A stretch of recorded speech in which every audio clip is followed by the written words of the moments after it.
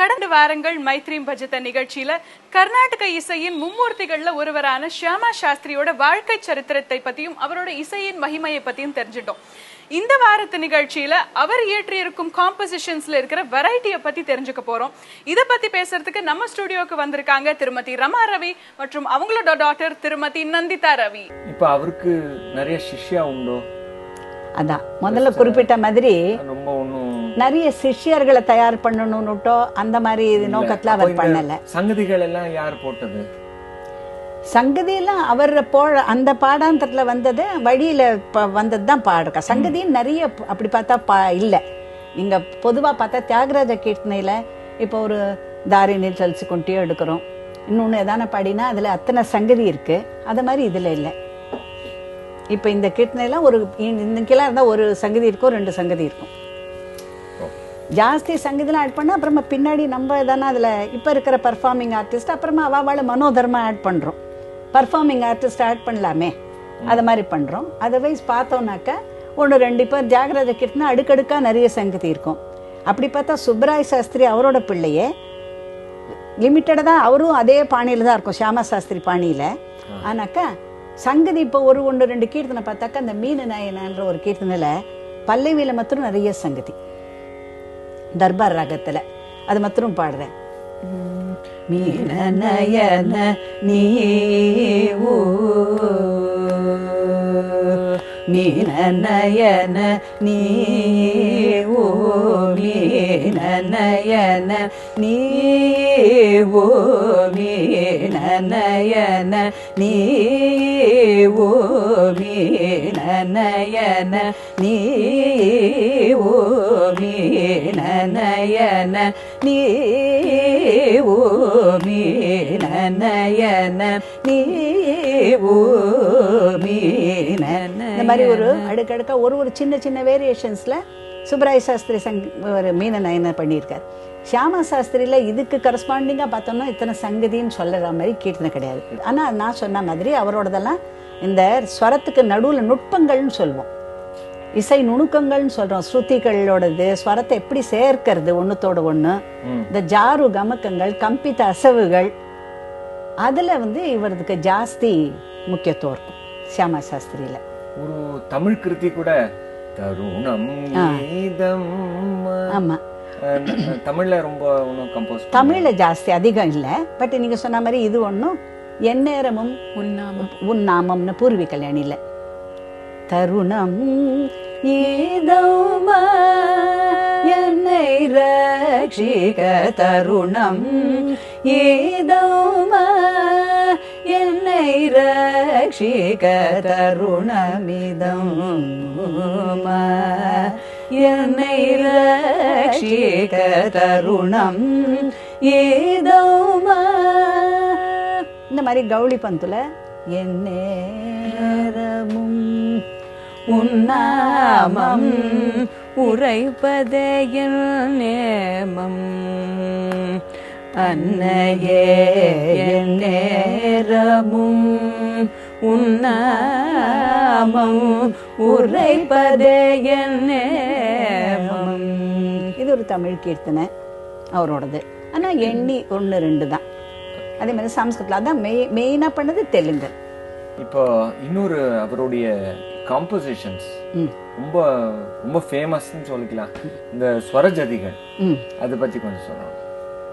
ஆமா, முக்கியமா அவரோட மியூசிக்கல் ஃபார்ம்ஸ்ல முதல்ல சும்மா சொல்லி விட்டுட்டேன். இந்த மாதிரி கீதங்கள் பண்ணியிருக்கார், தான வர்ணங்கள் பண்ணியிருக்கார், சுரஜதிகள் பண்ணியிருக்கார், கிருதிகள் நுட்டு. ஆனா அந்த ஸ்வரஜதின்றது அப்படி சொல்லிட்டு விடுறது சரியில்லை. ஏன்னா இந்த ஸ்வரஜதி ஒரு ஸ்பெஷல் ஜேனர்னு சொல்லலாம். ரொம்ப கிளாசி பீசஸ் இது. இது நம்ம சாதாரணமாக குழந்தைகளுக்கெல்லாம் ஸ்டூடெண்ட்ஸ் ஆஃப் மியூசிக் முதல்ல பிகினர்ஸ் லேர்னர்ஸ் அந்த ஸ்டேஜில் வந்தாக்க அவளுக்கு ஸ்வரஜத்தின்னு ஒரு உருப்படி சொல்லி கொடுப்போம். அது அவளுக்கு ஒரு இன்ட்ரடக்ஷன், எப்படின்னா ஒரு ஸ்வரம் எப்படி பாடுறது, அந்த ஸ்வரத்துக்குள்ள சாகித்யத்தை எப்படி பாடுறதுன்னுட்டு அவளுக்கு முதல்ல கீதத்துலேருந்து அடுத்த ஸ்டேஜுக்கு வரா. முதல்ல அந்த ஸ்வராவளி எக்ஸசைஸ் எல்லாம் ஆயிடுறது. அடுத்தது கீதம் வித் சாகித்யம், ஒரு ஸ்வரம் அதுக்குள்ள சாகித்யம், சிம்பிள் சாகித்யம். அதுக்கு ஜாஸ்தி இது இல்லாமல் அந்தந்த ஸ்வரத்துக்கு சாகித்யம் அமைகிற மாதிரி அழகாக பசங்களுக்கு சொல்லி கொடுக்குற மாதிரி. அப்புறம் ஸ்வரஜதி, இப்போ நம்ம சாதாரணமாக இப்போ எல்லாருக்கும் சொல்லிக் கொடுக்குறது எல்லாருக்குமே தெரியும். பாப்புலர், ஸ்வரஜதி, ரார வேணுகோபால, அதில் வந்து பிலஹரியில் சொல்லிக் கொடுப்போம். பட் இந்த ஸ்வரஜத்தியோட சியாமா சாஸ்திரியோட 3 ஸ்வரஜத்தியோட ஒப்பிட முடியாது. ஏன்னா அது ரொம்ப கிளாசி பீசஸ்.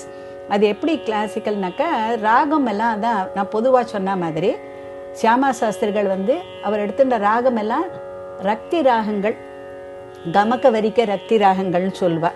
நிறைய கமக்கங்களோட இழைச்சி பாடுற மாதிரி, நிறைய நுணுக்கங்களோட ஸ்வர ஸ்ருதிக விசேஷங்களோட நுட்பங்களோட சேர்ந்ததாக அந்த ராகங்களில் தான் அவர் எடுக்கிறார். பாவபூர்வமாக அவருடைய சாகித்ய பாவத்தை கொண்டு வரா மாதிரி. அது வந்து கமக்கமாக இருக்கிற பிரயோகத்தில் இப்போ வந்து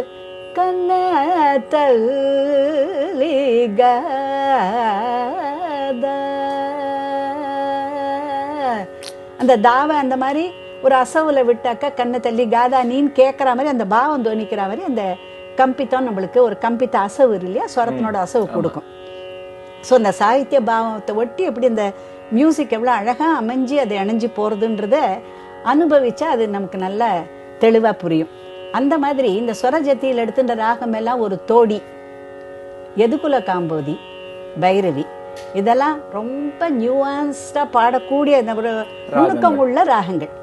இப்போ சிலதெல்லாம் ஸ்வரமாக பாடுற ராகங்களும் இருக்குது. ஒரு நவரச கன்னடா இருக்குது, அதுக்கு ஒரு ஜோர், ஒரு அழகு இருக்குது. இன்னொரு ஒரு நளின காந்தி இருக்குது, அதை கொஞ்சம் வேகமாக பாடலாம், ஸ்வரமாக ஸ்வரப்பிரஸ்தாரங்கள் பண்ணால் அது அழகாக இருக்கும். பட் இந்த மாதிரி ராகத்தெல்லாம் ஒரு ஸ்லோ டெம்போவில் எடுத்துட்டு, எதுகுல காம்போதி எடுத்துட்டு வேகமாக பாடுறதுக்கு பதிலாக ஒரு நிதானமாக சவுக்க காலத்தில் பண்ணால் எதுகுல காம்போதியோட ஒரு இண்டிவிஜுவலிட்டி, அதனோட ஒரு ஸ்வரூபங்கள் இன்னும் கொஞ்சம் தெளிவாக அப்போ தான் தெரியும். ஒரு நீனு சேவிஞ்சின இவரோட சுப்பராய சாஸ்திரி கீர்த்தனை பாடினாக்கா நீனு சேவிஞ்சின அந்த எதுகுல காம்போதி அத்தனை அழகாக இருக்காது. நின்னு சேவிஞ்சின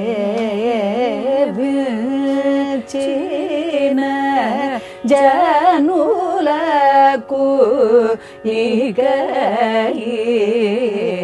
அந்த மாதிரி பண்ணனா அது அழகு வரும். அது வேகமாக அந்த எதுகுல காம்போதி ராகத்தை பாடுங்கள காமாட்சி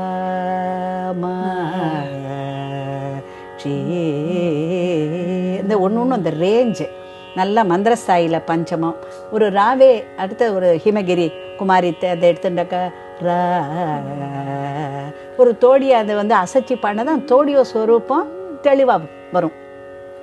ஒரு தோடியை நம்ம வந்து ஒரு அசவு கிசவெல்லாம் இல்லாமல் வெறும்னா பிளெயினாக ஸ்வரத்தை கொண்டு நம்ம தோடி பாடணும்னா தோடி நம்மளுக்கு அது தோடியாக தோணாது.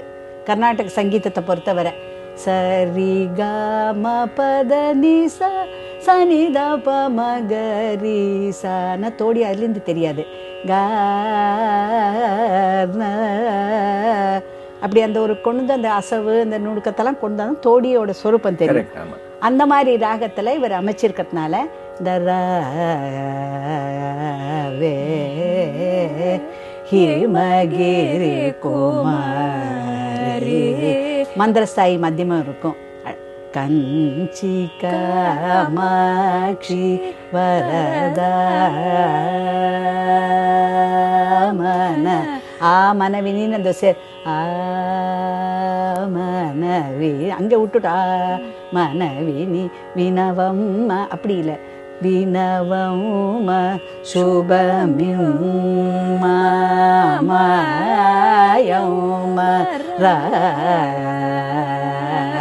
இந்த மாதிரி குழந்தைகளுக்கு பிகினர்ஸ்க்கு அது சொல்றதுன்றது கொஞ்சம் கடினம் தான். அவருடைய கிருதிகள்ல ரொம்ப தாள நுட்பங்கள் இருக்கிறதா சொல்றாங்க. அவர் வந்து நிறைய அவர் மிஸ்ர சாப்புல அவருக்கு ஒரு ருச்சி இருக்கு, சியாமா சாஸ்திரிக்குன்னு தெரியுது. நிறைய தாளங்கள் மிஸ்ர சாப்புலையும் பண்ணியிருக்கார். அதில் வந்து இந்த சாதாரணமாக நம்ம சாப்பு தாளத்தில் வந்து 2 செக்ஷன்ஸாக போடுவோம். ஒன்று 3 யூனிட்ஸு, இன்னொன்று 4 யூனிட்ஸாக பிரித்து தக்கிட்ட தக்க திம்மி 1 2 3 1 2 3 4ன்னு 2 செக்ஷனில் 1 2 3 1 2 3 4ன்னு சாதாரணமாக நம்ம செக்ஷன் ஆரம்பிக்கிறது வந்து பாட்டெலாம் ஆரம்பிக்கிறது இந்த ஃபர்ஸ்ட் செக்ஷன் 1 2 3ன்ற யூனிட் இந்த செல்லில் நம்ம ஆரம்பிப்போம். அந்த மாதிரி தக்க திம்மி தக்கி விலோம சாப்புன்றதுல அது இது ஒன்று மாத்திரம் இல்லை. தள்ளி நின்னு நெற தள்ளி நின்னு நெற தள்ளி நின்னு நெற நௌமீன ನಾನು ವಿನವೇ ತಲ್ಲಿ ನಿನ್ನು ನೆರ ನೌಮಿ ನಾನು ವಿನವೇ ತಲ್ಲಿ ನಿನ್ನು ನೆರ தள்ளி இன்னும் நெற. அதே மாதிரி விலோமக்கிரமத்தில் அதே மாதிரி மீனலோச்சனை அது இன்னும் ரெண்டாவது தட்டில் ஆரம்பம். மீன லோச்சனை தக்கதி மீல ரெண்டாவதுல மீன லோச்சன ப்ரோவ யோச்சன லோச்சன ப்ரோவ. இன்னொரு ஆஸ்பெக்ட் வந்து ஏதாவது ஸ்பெஷல் ஏதாவது ஒரு ராகத்துல ரொம்ப எக்ஸ்ப்ளோர் பண்ணியிருக்காரா, இல்ல ஏதோ ஒரு குரூப் ஆஃப் ராகஸ் மட்டும் கன்ஃபைன் ஆயிருக்காரா? அதான் நிறைய ராகத்துல அந்த மாதிரி இப்போ முத்துசாமி தீட்சிதர் மாதிரியோ தியாகராஜ் அதான் சொன்ன மாதிரி இந்த ரக்தி ராகத்துல ஒரு பைரவி, ஆனந்த பைரவி, சாவேரி. ஆனந்த பைரவி அவரோட ஃபேவரட் ராகம்னு சொல்லுவா. சாவேரி அதுவும் அவருக்கு ரொம்ப பிடித்தமான ராகம். அதில் இன்னொரு இது என்னன்னாக்கா, இந்த ஸ்வர சாகித்யன்ற ஒரு செக்ஷனை சியாமா சாஸ்திரி ஒன்று இன்ட்ரடியூஸ் பண்ணியிருக்கார். எப்படி தீட்சிதர் வந்து மத்தியம கால சாகித்யத்துக்கு செக்ஷன் பண்ணுறாரோ, அவர் கீர்த்தனையில் மத்தியம கால சாகித்யம் ஒரு அழகு, அது மாதிரி இவர் வந்து ஒரு அங்கம் ஸ்வரம், அதுக்கு உள்ள சாகித்யம். இப்போ துருசுகால்னு எடுத்துட்டோம்னாக்க அந்த ஒரு சாவேரி ராக கீர்த்தனையில் அழகான அதுக்கு ஸ்வரம், அதுக்கு ஒரு சாகித்யம். சாதாரணமாக எப்படி அதனோட பாடுற ஃபார்மேட்னா அனுப்பல்லியான்னு ஒரு சிட்ட ஸ்வரத்தை, அந்த ஸ்வரத்தை பாடுவோம். சரண ஆன பாடு, அதுக்கு ஒரு சாகித்யம். துருசுக कृपजूचि सततमरोग दृढ शरीरमुनु सलुपुननु.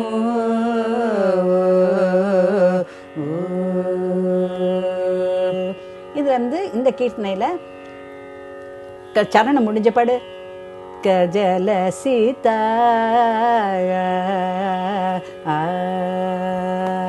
அம்பவாரி ருகவாரி வதனோச்சித வாகீஷ வினூத திருத கதா நாராயணி ಶ್ಯಾಮ ಕೃಷ್ಣ ನೂತನ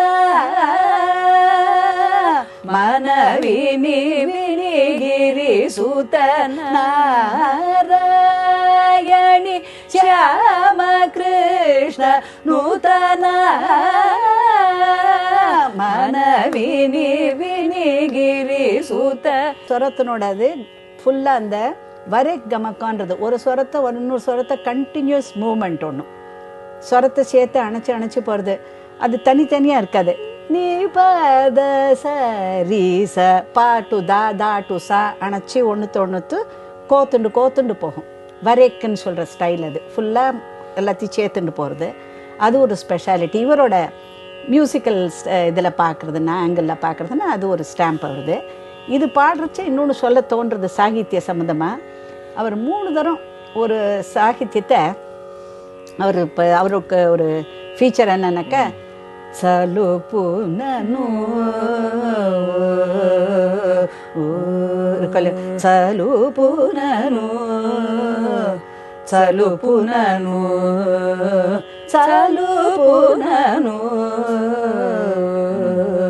இதே மாதிரி வேற கீர்த்தனையிலையும் இப்போ வந்து மாயம்மா ஆகிரி கீர்த்தனையில் அதில் இன்னும் என்ன அழகானாக்கா நம்மிதி நம்மிதி நம்மித்தினி ஸ்திரமணி நம்மிதி ஸ்திரமணி நம்மித்தினி ஸ்திரமணி ஸ்திரமணி ஸ்திரமணி நம்மித்தினி.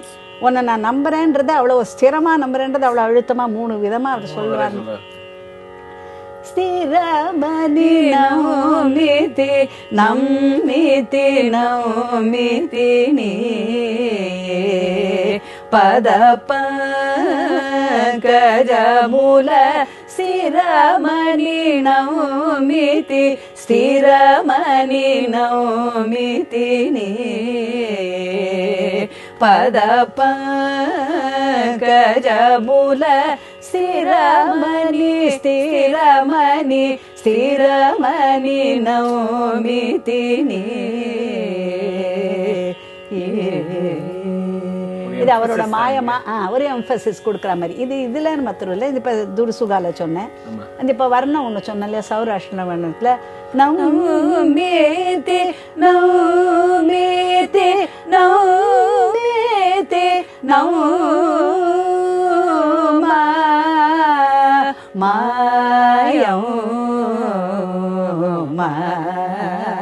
எல்லாருக்கும் மாயம்மா தான். அதில் அவரோட உலகம் அதில் அடங்கி போச்சு. அந்த பங்காரு காமாட்சியில் அவரோட தியானம் ஃபுல்லாக, அவரோட மனசு எல்லாமும் தியானமே அந்த பங்காரு காமாட்சி மேலே அவர் டிவோட்டி.